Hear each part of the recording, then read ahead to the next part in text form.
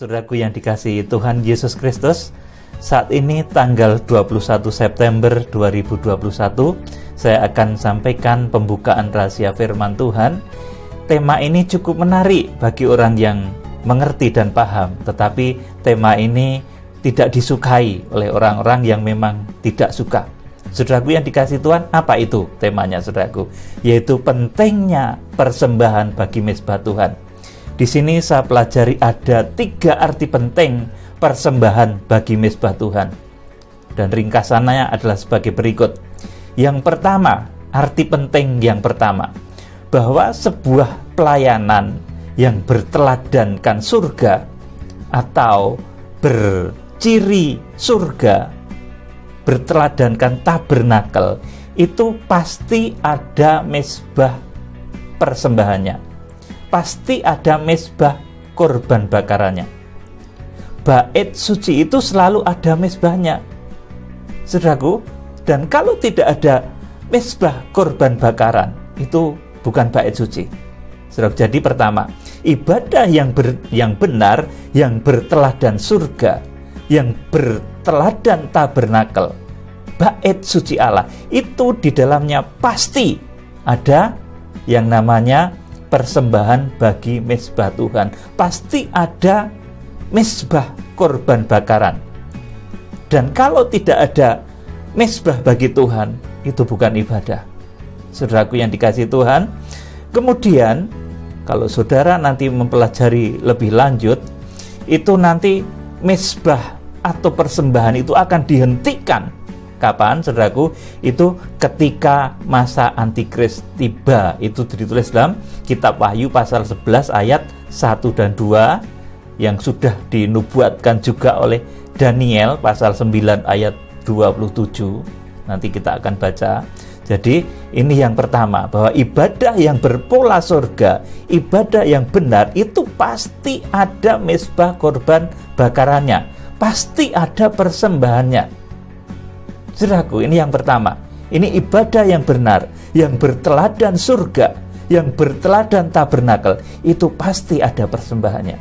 Kemudian yang kedua, saudaraku, saya catat lagi, ini arti penting dari persembahan bagi mezbah Tuhan. Ini adalah persembahan itu, saudaraku, menjaga kelangsungan sebuah pelayanan. Jadi kalau ada satu visi dari Tuhan yang dinyatakan kepada hambanya, mungkin kalau dahulu visi saudaraku, ya apa saja yang dinyatakan oleh Tuhan kepada hambanya, saudaraku, tabernakel, kemudian tentang peta zaman, tentang mempelai, saudaraku. Nah sekarang ini tentang kitab Wahyu yang saya sampaikan ini, saudaraku. Untuk kelangsungan sebuah pelayanan, baik itu pelayanan tabernakel, pelayanan pemberitaan mempelai, bahkan juga yang saat ini saya beritakan ini, pelayanan kegerakan kitab Wahyu, kelangsungan sebuah pelayanan itu, saudaraku, akan bisa terjaga kalau mezbah Tuhan itu terpelihara dengan baik, saudaraku. Jadi kalau saudara rajin persembahan, saudaraku, memiliki kesadaran untuk menjaga api mezbah itu, saudaraku, itu sesuatu yang luar biasa. Saudara sedang mengobarkan kelangsungan sebuah pelayanan, saudara sedang menjaga kelangsungan sebuah pelayanan, dan saudara pasti akan diperhatikan oleh Tuhan juga, saudaraku. Ini yang kedua. Jadi persembahan itu menjaga kelangsungan sebuah pelayanan. Kalau di dalam bahasa kitab Imamat pasal yang ke-6 itu menjaga api mezbah. Jadi api mezbah itu nggak boleh padam, saudaraku. Setiap pagi itu harus ada yang dipersembahkan oleh imam, saudaraku. Demikian pula dalam pelayanan pekerjaan Tuhan ini, pemberitaan mempelai, kesatuan tubuh Kristus, pemberitaan kitab Wahyu, kegerakan kitab Wahyu. Ini setiap hari selalu ada saja yang dikerjakan. Oleh karena itu membutuhkan sesuatu yang harus dibakar di mezbah. Namanya itu pengorbanan. Kalau dulu ya wujudnya burung tekukur, merpati, domba, kemudian lembu, saudaraku, yang dipersembahkan di mezbah Tuhan. Kalau sekarang tentunya, saudaraku, untuk berjalannya sebuah pelayanan itu perlu pengorbanan dari saudara semua. Jadi kalau sebuah pelayanan itu betul-betul saudara terbeban, saudaraku, saudara harus memiliki kesadaran seperti bangsa Israel yang setiap hari, saudaraku, bahkan mungkin secara bergantian ya, supaya api mezbah itu terjaga jangan sampai padam. Saudara bisa membaca dalam Imamat pasal 6 ayat 12 sampai 13. Jadi api mezbah itu nggak boleh padam, saudaraku. Setiap hari imam harus memelihara api mezbah, dan untuk menyalanya api mezbah itu harus ada sesuatu yang dibakar di atasnya, yaitu korban yang berwujud saat itu yang miskin yang mempersembahkan tekukur, burung merpati, yang agak kaya yang mempersembahkan domba yang diberkati sekali ya, lembu, saudaraku. Jadi seperti itu, setiap hari pasti ada yang, saudaraku, dibakar di atas mezbah korban bakaran tersebut. Kemudian, saudaraku, yang ketiga, saudaraku, arti dari persembahan bagi mezbah Tuhan itu adalah untuk mencukupkan keperluan orang-orang kudus. Ya, saudaraku, saya mengerti, saudaraku, kalau zaman dahulu Lewi itu hidup, saudaraku, dari mezbah, saudaraku. Kemudian kalau sekarang kemudian orang sering berpolemik, oh, Paulus kan juga bekerja, saudaraku. Saya kasih tahu, saudara, Paulus itu memang bekerja sebagai tukang kemah, tapi tidak selamanya Paulus seperti itu. Ada satu ketika dia menyatakan, saudaraku, untuk mencukupkan keperluan orang-orang kudus itu harus mengumpulkan segala sesuatunya, mengumpulkan, kalau dalam bahasa 2 Korintus 9 itu mengumpulkan uang untuk orang-orang kudus, untuk Yerusalem. Saudaraku, jadi saya beritahu, saudara ya, jadi Paulus itu tidak terus-terusan jadi pembikin tenda. Saudaraku, saya beritahu itu.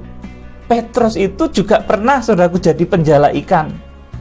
Jadi nelayan pernah. Tetapi tidak selamanya Petrus itu terus disuruh jadi nelayan begitu. Saya itu jadi hamba Tuhan. Saya juga pernah, saudaraku, di dalam keterbatasannya, ketika memang saudaraku, berkat pelayanan belum mencukupi, saya ini ternak ayam pernah, saudaraku, dijual supaya bisa menghidupi kelangsungan hidup sehari-hari. Pernah. Saya pernah keliling jual obat, jamu mahkota dewa itu, saudaraku. Pernah itu, saudaraku.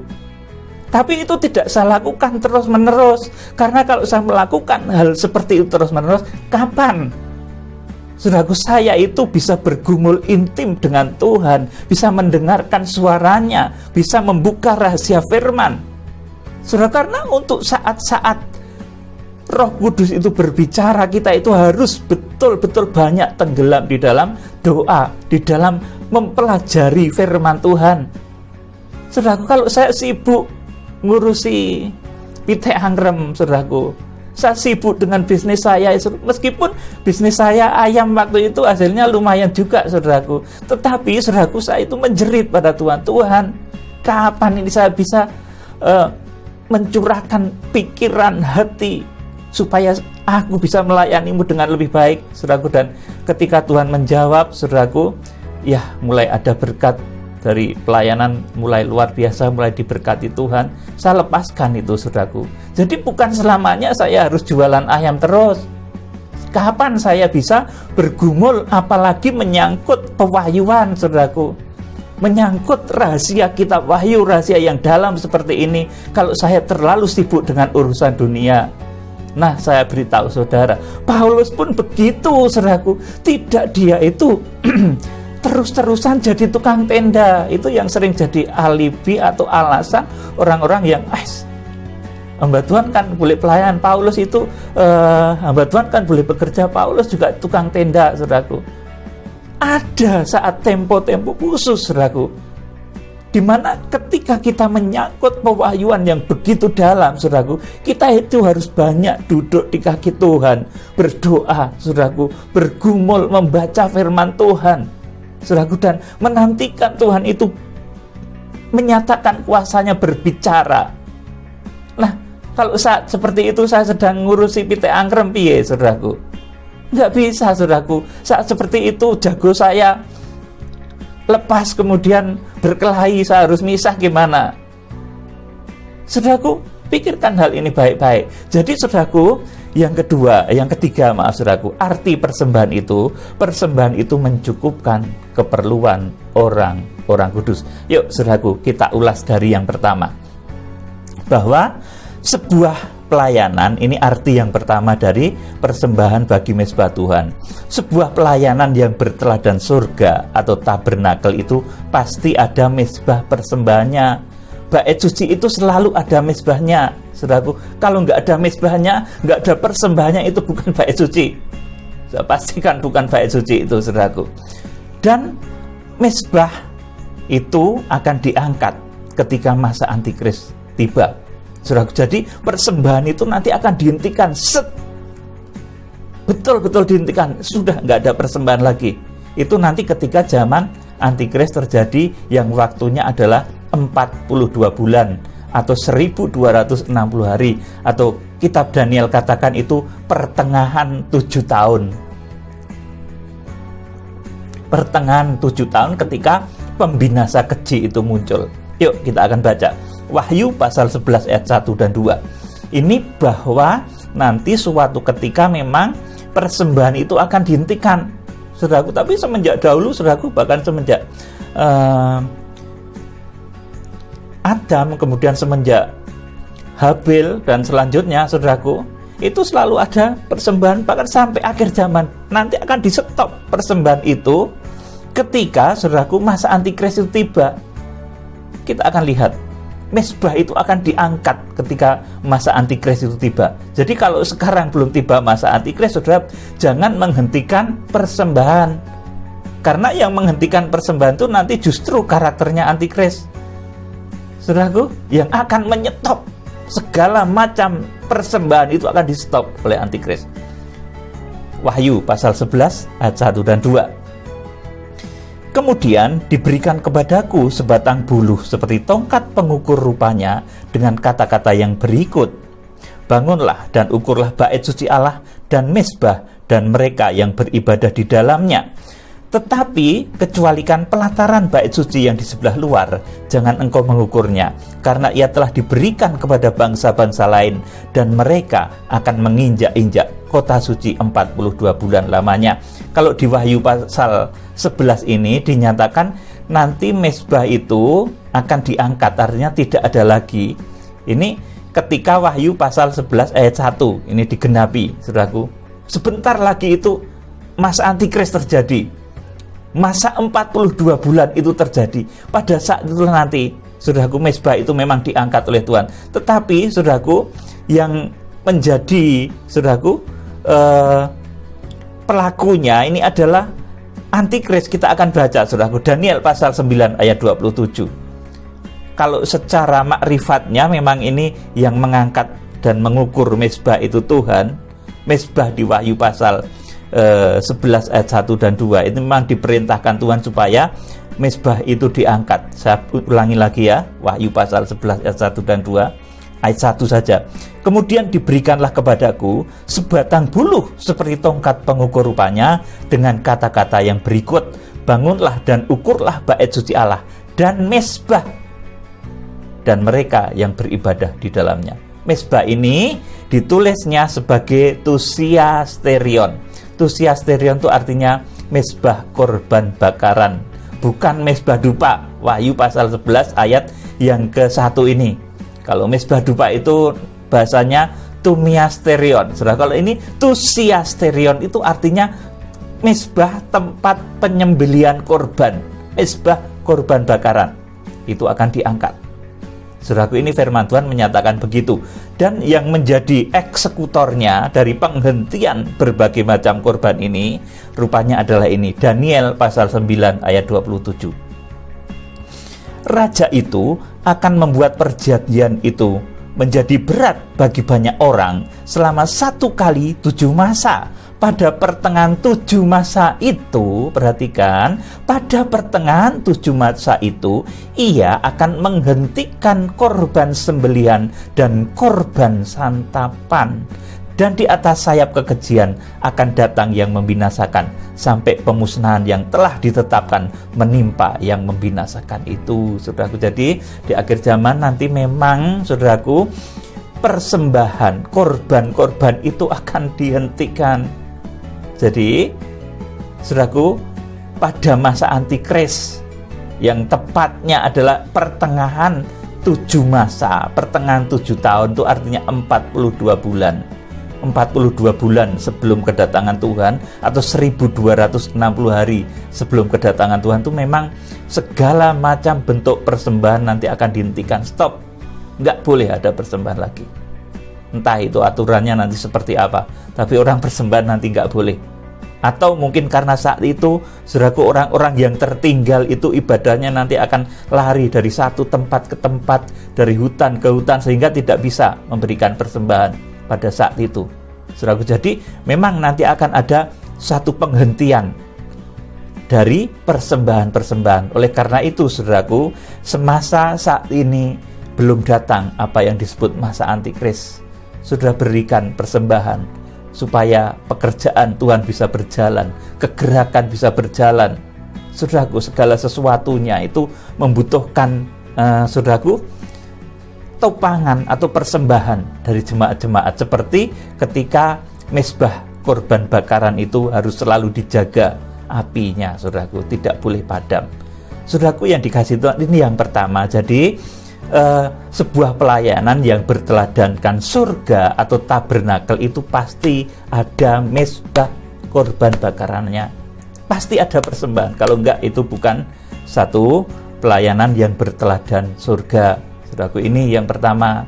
Jadi satu ibadah atau pelayanan baik online offline, saudaraku, itu yang berteladan surga, itu pasti ada mezbah korban bakarannya, pasti ada persembahannya, saudaraku. Jadi dari sini saya memberikan satu pengertian kepada kita semua. Jangan mengira bahwa hamba Tuhan itu disebut moto duit itu. Enggak, saudaraku. Ini untuk berjalannya sebuah pelayanan, untuk berjalannya sebuah kegerakan, itu perlu, saudaraku, pengorbanan di mezbah Tuhan.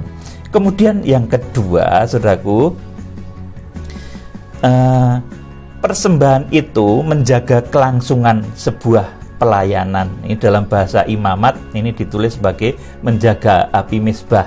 Ayo kita akan baca Imamat pasal 6 ayat 12 sampai 13.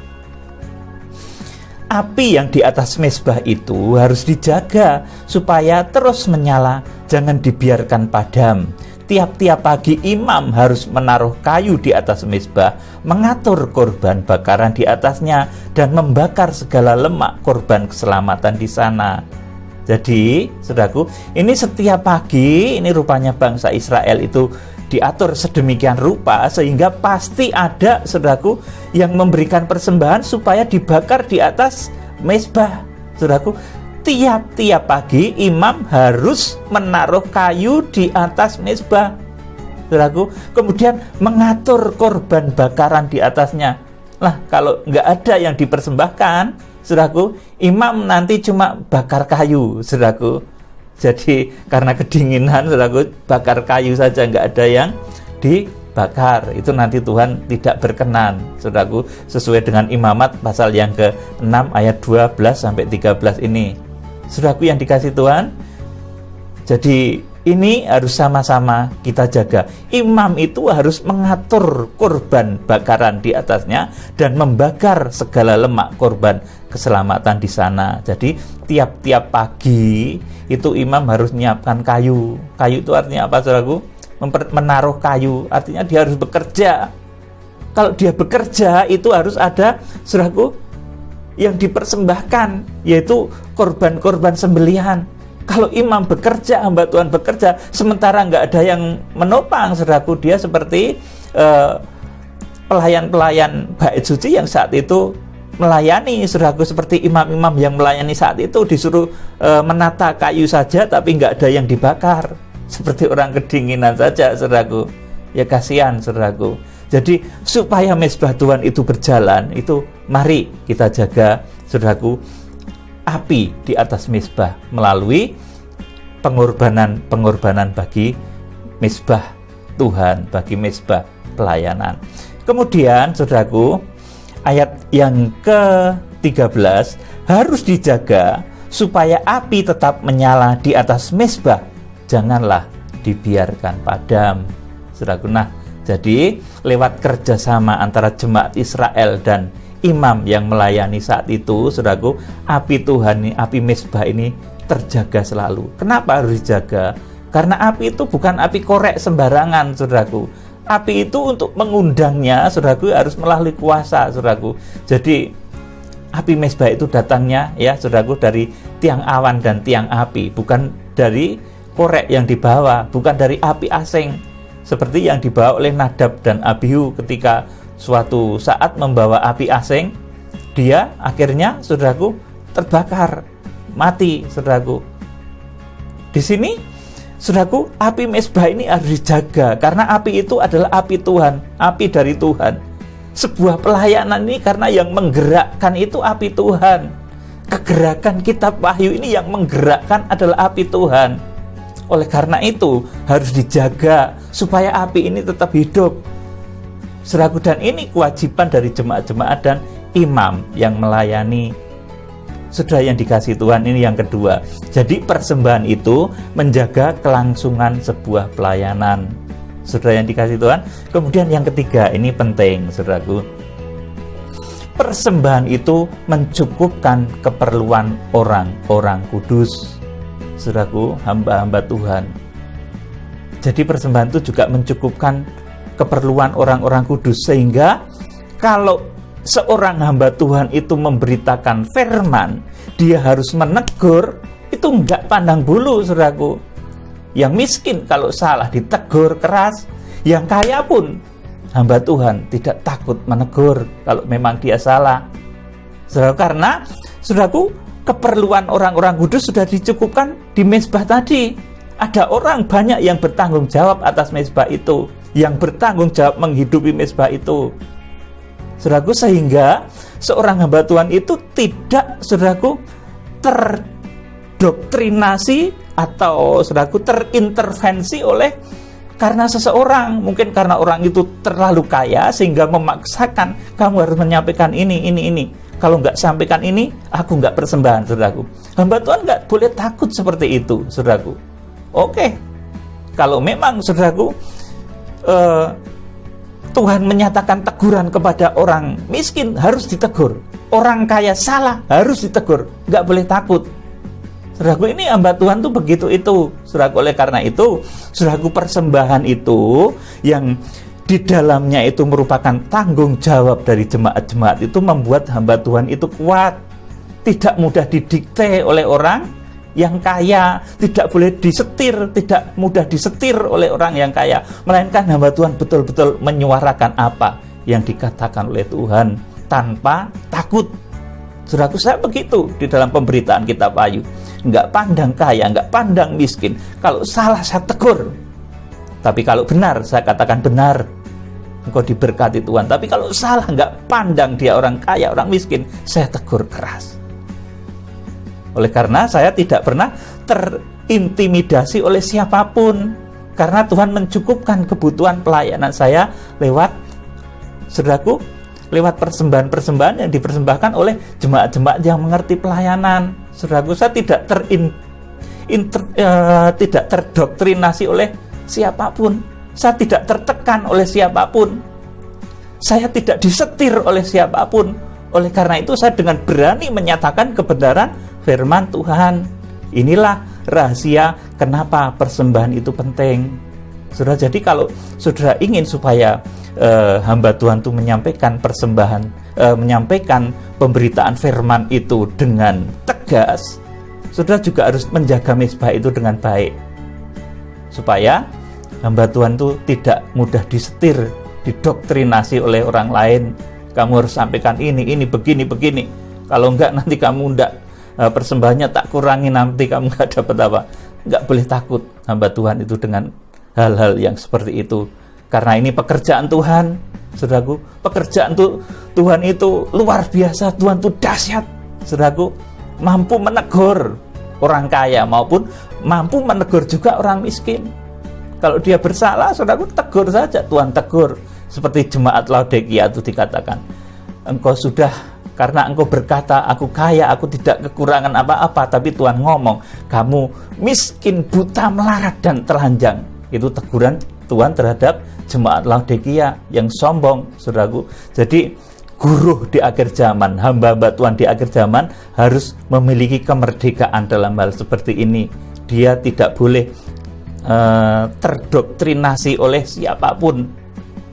Dia tidak boleh disetir oleh siapapun, melainkan dia betul-betul harus menjadi penyalur aspirasi bicaranya Tuhan. Itulah sebabnya mezbah Tuhan harus saudara jaga, api Tuhan harus saudara jaga, dan imam-imam nanti yang akan mengelola supaya api itu tetap berkobar, bahkan semakin luar biasa.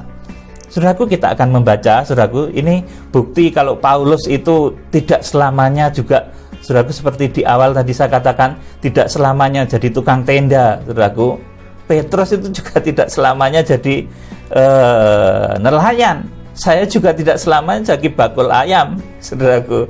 Tetapi, saudaraku, Paulus itu hanya di waktu tertentu ketika memang dibutuhkan, maka dia menjadi tukang tenda, saudaraku. Tetapi ketika, saudaraku, dia tercukupi kebutuhannya, saudaraku, maka dia bisa menulis 2 Korintus 9 ayat 6-12. Kita akan baca, saudaraku. Ini persembahan yang disampaikan oleh Paulus, model perjanjian baru, saudaraku. 2 Korintus 9 ayat 6-12. Camkanlah ini, orang yang menabur sedikit akan menuai sedikit juga.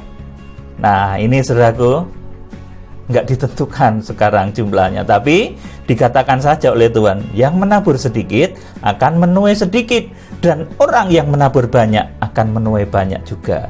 Ayat 7, hendaklah masing-masing memberikan menurut kerelaan hatinya, jangan dengan sedih hati atau karena paksaan, sebab Allah mengasihi orang yang memberi dengan sukacita. Ayat 8, dan Allah sanggup melimpahkan segala kasih karunia kepada kamu, supaya kamu senantiasa berkecukupan di dalam segala sesuatu, dan malah berkelebihan di dalam pelbagai kebajikan. Seperti ada tertulis, ia membagi-bagikan, ia memberikan kepada orang miskin, kebenarannya tetap untuk selamanya. Ia yang menyediakan benih bagi penabur dan roti untuk dimakan. Ia juga yang akan menyediakan benih bagi kamu dan melipat gandakannya dan menumbuhkan buah-buah kebenaranmu. Kamu akan diperkaya dalam segala macam kemurahan hati yang membangkitkan syukur kepada Allah oleh karena kami. Ayat 12, perhatikan baik-baik. Sebab pelayanan kasih yang berisi pemberian ini bukan hanya mencukupkan keperluan orang-orang kudus, tetapi juga melimpahkan ucapan syukur kepada Allah. Jadi persembahan itu selain mencukupi keperluan orang-orang kudus, mencukupkan keperluan-keperluan orang kudus, juga merupakan ucapan syukur saudara kepada Tuhan. Ini perjanjian baru loh, saudaraku. Dan memang nanti, saudaraku, berbagai macam bentuk persembahan itu berhentinya nanti di saat masa antikris. Oleh karena itu, saudara harus mengerti akan hal ini. Dan yang menghentikan di sini pasal Daniel pasal 9 ayat 27 itu adalah tokoh antikris di akhir zaman yang akan menghentikan berbagai macam korban itu. Korban dihentikan, nggak boleh ada persembahan, nggak boleh ada kebaktian persembahan dan lain sebagainya, nggak ada. Itu nanti kalau antikris itu terjadi. Jadi kalau sekarang ada orang menghentikan persembahan itu, malah saya yakin dia sedang hatinya sedang dipengaruhi oleh roh antikris. Ada orang yang membicarakan persembahan, malah saudaraku telinganya kok gatal, saudaraku.